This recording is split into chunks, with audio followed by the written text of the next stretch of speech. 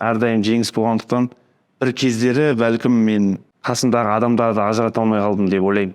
Бәлкім өмірдің құнын, бәлкім уақыттың құнын тереңірек ұғынған сияқтысың, менің ойымша. Оны ауызбен айтып жеткізу қиын.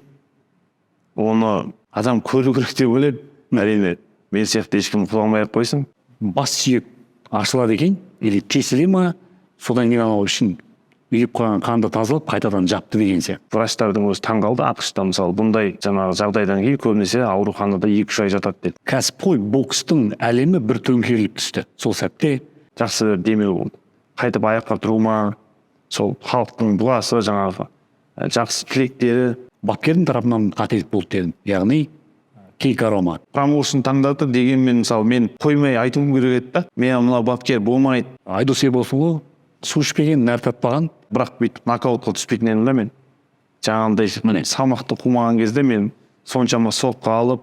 Күмән туды ма демек? Жоқ, менде мысалы ой болды да, толтырып береді тамақ. Біз әлі түсіне қоймайтын бокс әлемінің ойыны болды деп ойламайсың ба? Жеңіліске ұшырауымның основной себебі осы да. 10 күн бұрын бару керек болғанбыз. Кейін аналар өздері билет алады екен да. Олар 4 күн қалғанда бізге билет алып берген да. Біліп тұр, бір бет кереңді көріп тұр. Компетентность деп айтамыз ғой, біліктілік жетіспеді Қанат Орақбаевтың тарапынан.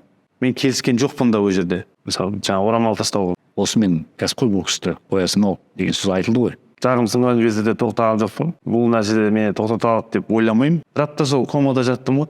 Искусственный комада. Бір аптадағы көрген түс бірдеңе есіңде бар ма? Неге қазақстандық боксшылар Геннадий Головкиннің лагерінің есігін теуіп ашып кіре алмайды? Канелоның базасында жүр. Канело красавчик, Геннадий не қазақтарды қолдамайды деген.